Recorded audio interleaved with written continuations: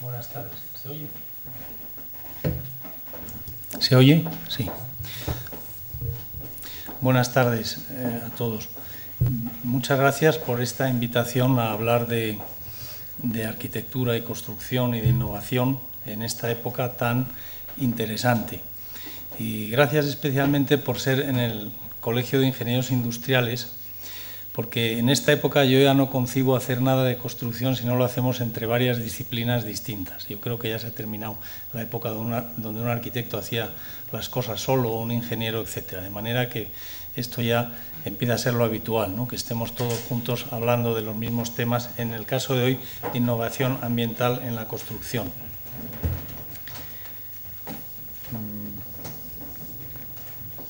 Como estoy en un colegio de técnicos, de ingenieros, pues voy a intentar hacer la presentación lo menos técnica posible, porque de técnica todos sabemos muchísimo, así que me gustaría más hablar de las ideas un poco y de ver cómo estamos pensando las cosas en esta época.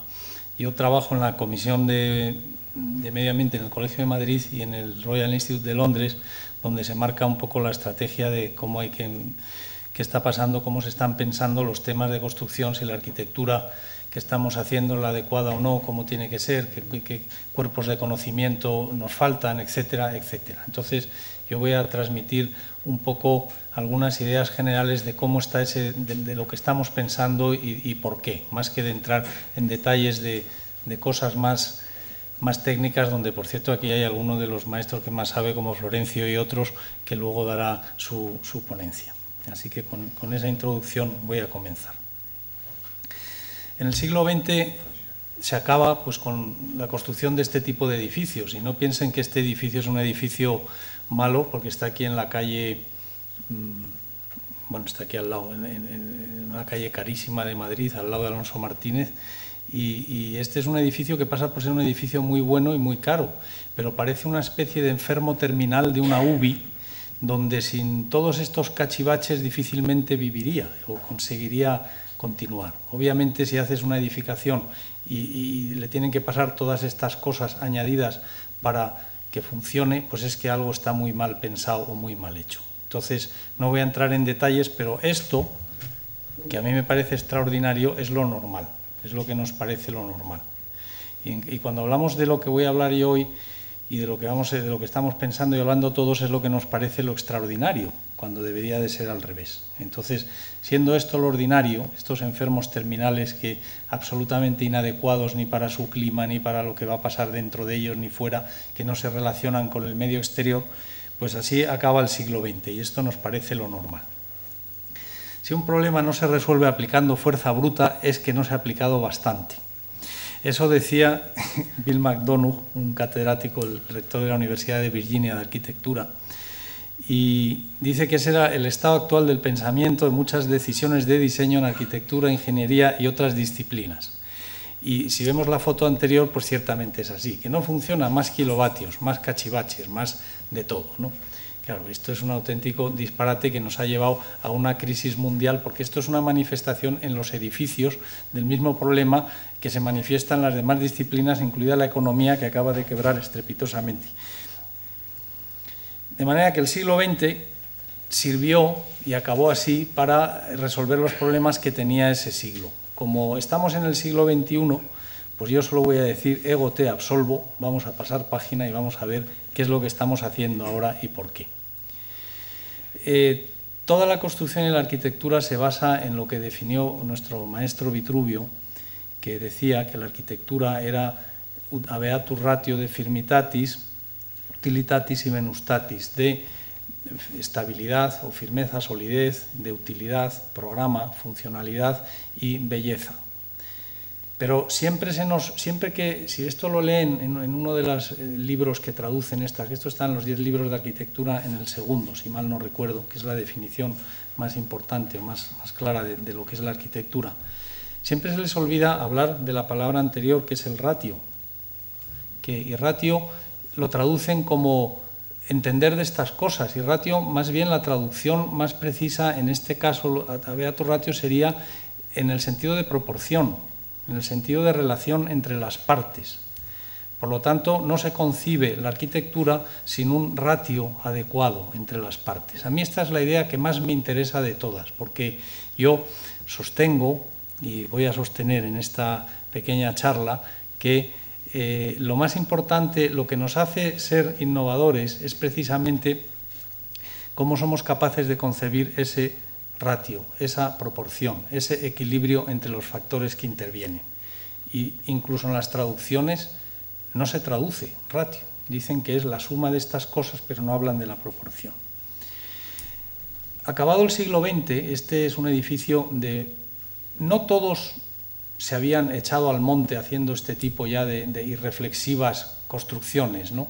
Esto es un edificio de José Antonio Coderch del año 65, que está en Madrid, en la calle Lista, y es un edificio que se llama Girasol, y es un edificio muy distinto al anterior. ¿Por qué? Porque los maestros que han hecho arquitectura, cuando manejaban el ratio, pues manejaban muchas más cosas, manejaban la naturaleza, no solo las ordenanzas y el dinero y esas cosas, manejaban la naturaleza. Y entonces, en una fachada adversa a la luz, en el poniente, etcétera, es capaz de concebir un edificio como este en los años 60.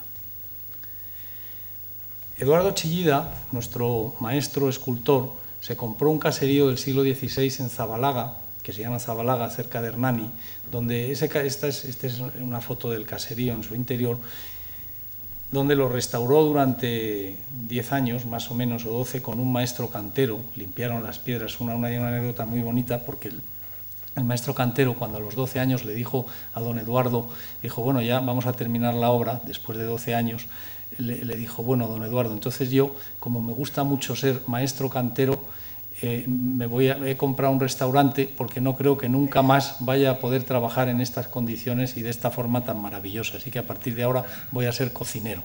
Y entonces restauró un edificio del siglo XVI de esta manera, que tiene muchísimas anécdotas, y este es un lugar que tiene mucho que ver con la forma de cómo pensamos ahora, que tiene que ver con el equilibrio entre lo antiguo, entre lo nuevo, entre cómo se utilizan las cosas nuevas y viejas, y precisamente ahí es donde está la mayor innovación.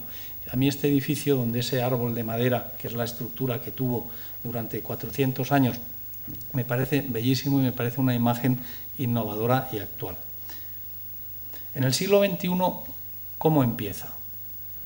Pues empieza con unas características propias que lo distingue del siglo XX. Empieza con un aumento de la población de casi 7.000 millones de habitantes en este momento. Cuando yo era joven, en el mundo éramos 3.500 en los años 60 o por ahí, y ahora se ha duplicado, somos casi 7.000. Con problemas de cambio climático, por el tema de la energía, de las emisiones de CO2, etcétera, de todas esas cosas que conocen perfectamente. Nos hemos ido a vivir a unas ciudades enormes que nadie sabe controlar ni sabemos manejar. Hay una tecnología abrumadora que nos da muchas posibilidades para hacer incluso cualquier disparate que nos propongamos. Hay una globalización y cada vez lo voy poniendo más pequeño. La medicina tiene posibilidades, la comunicación. Cuando empezó el siglo XX, que por cierto en los 15 primeros años es donde se pensó todo lo que pasó en el siglo XX, lo más notable pasó en los primeros años, yo tengo la sensación de que está pasando lo mismo en este. Por culpa de estos problemas tan brutales, todos juntos, y por esta capacidad de solucionarlos tan impresionantes, todas juntas, yo creo que yo por lo menos no recuerdo haber vivido un momento más creativo desde el punto de vista de nuestra profesión como el que estamos viviendo.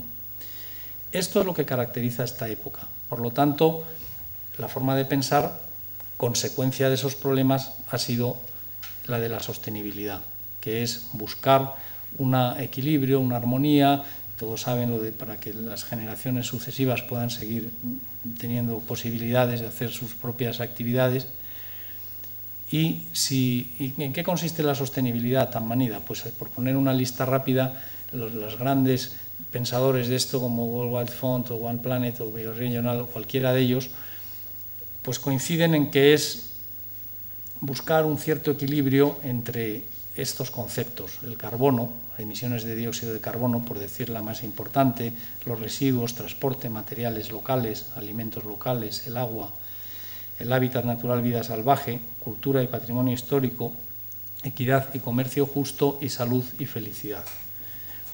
esta lista de objetivos y de situaciones que se tienen que dar en equilibrio es la que se contrasta con la lista de problemas y de posibilidades que hemos visto antes. Y más o menos cualquiera que sea el autor o cualquiera que sea la disciplina habla de estas cosas. Entonces, lo más importante es encontrar cuál es el equilibrio, cuál es nuestro equilibrio en esta época para afrontar todo eso desde nuestras profesiones. Esto es un avión diseñado por la NASA, que es el que más tiempo ha estado volando solo, unos 6 meses seguidos, si mal no recuerdo, se llama Helios, y aquí volaba encima de Hawái. Y me interesa mucho esta idea, ¿no? Que los problemas que tenemos hoy no se pueden resolver pensando de la misma forma que cuando los creamos. Esta reflexión que se atribuye a Einstein creo que es muy acertada para esta época, con todas esas condiciones que acabamos de mencionar, ¿no?